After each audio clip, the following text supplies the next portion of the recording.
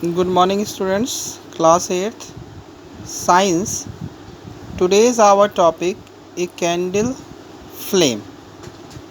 A candle flame has mainly three zones with different color.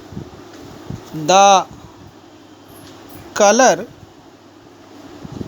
of the candle zone depend on its temperature.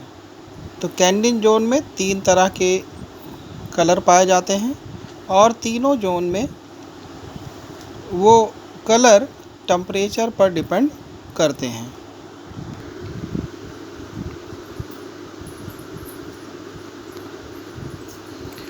Inner zone और dark zone. The temperature in this zone is not sufficient to ignite the wax. मतलब इसमें जो temperature होता है वो इतना ज़्यादा नहीं होता है कि वो वैक्स को जला सके। So the wax vapour in this region does not burn.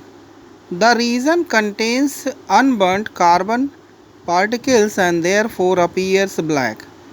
अगर कार्बन पार्टिकल जो रहेगा वो ब्लैक दिखाई देता है क्योंकि उसमें ये वैक्स बर्न नहीं हो पाता है। This region of the candle has a lowest temperature. इस रीजन में कैंडल का टेम्परेचर कैसा रहेगा? लोवेस्ट रहेगा। The yellow zone. Here the temperature is higher than the wax vapour began to burn. यहाँ टेम्परेचर ज़्यादा रहेगा जिससे वैक्स जलना शुरू हो जाएगा। The flame appears yellowish because the vapour is partially burned.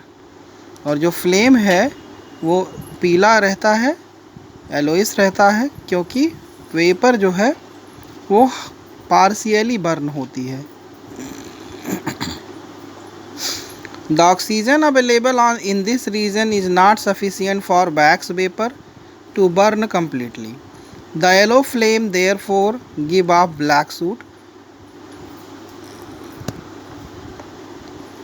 तो येलो जोन में भी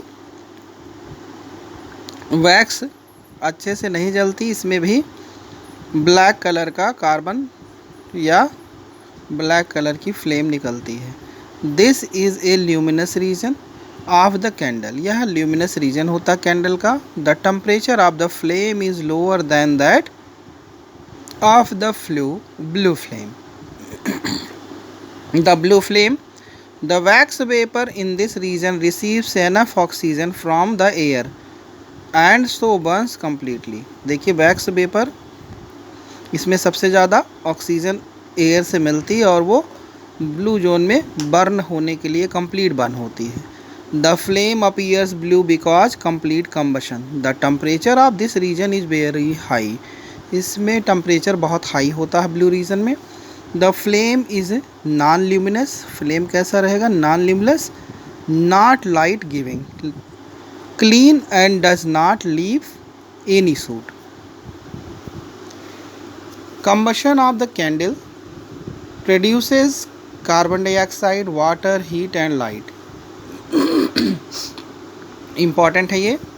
कंबशन ऑफ कैंडल्स प्रोड्यूस क्या करता है? Carbon dioxide, water, heat and light. Water means water vapour. Okay, तो wax vapour plus oxygen gives out heat combustion, carbon dioxide, water, heat and light. Here we see in the candle and its region. Here you see in the blue zone, outer zone of the complete combustion. Here you see in the dark zone, inner zone, unburned wax vapors. Here black color, okay, and yellow color, yellow zone, middle zone of partial combustion. Here blue zone. Understand?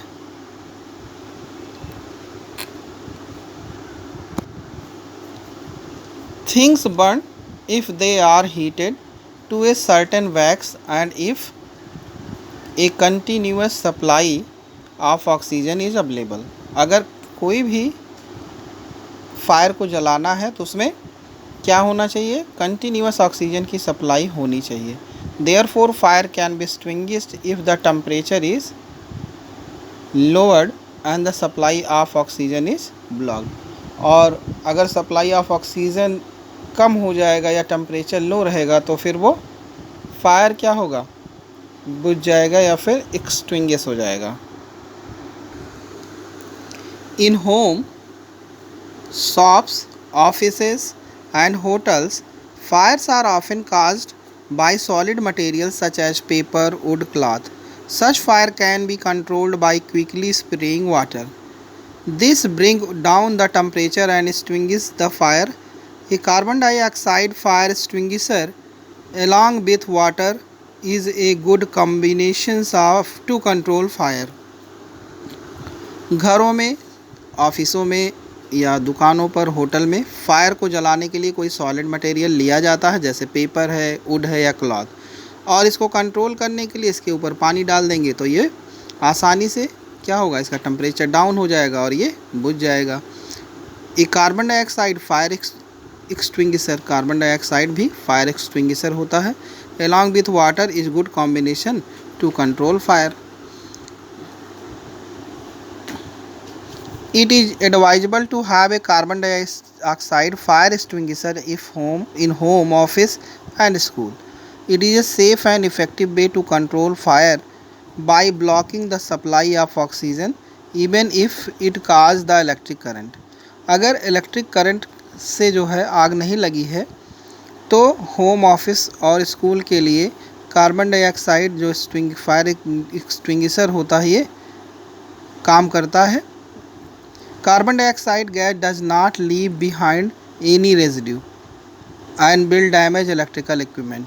Carbon dioxide में कोई भी residue नहीं मिल सकता है, residue मतलब अवशेष, and that will damage electric equipment, और वो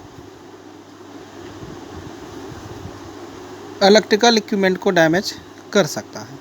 fire causes by liquid fuel such as oil, diesel and kerosene can not be control by spraying water. अगर फायर जो है ऑयल या डीजल या केरोसिन की वजह से लगा है तो उसको पानी से नहीं बुझाया जा सकता. If water is spread, these liquid being lighter than water will float and spread and cause greater damage. अगर उस पर पानी फेंकेंगे तो पानी से वो हल्का होता है और वो और तेज़ी से क्या करेगा, बर्न करेगा और डैमेज करेगा कोई भी इक्विपमेंट को. Such fire can be controlled by special material such is fire retardant chemical dust and fire cooling protein foam which are available only at the fire station. तो ये केवल फायर स्टेशन पर ही मिलता है या पाया जाता है जो जिसमें रिटार्डेंट केमिकल डस्ट होती है और फायर कूलिंग प्रोटीन फोम पाया जाता है. नेक्स्ट टॉपिक है types of fuel. Thank you student.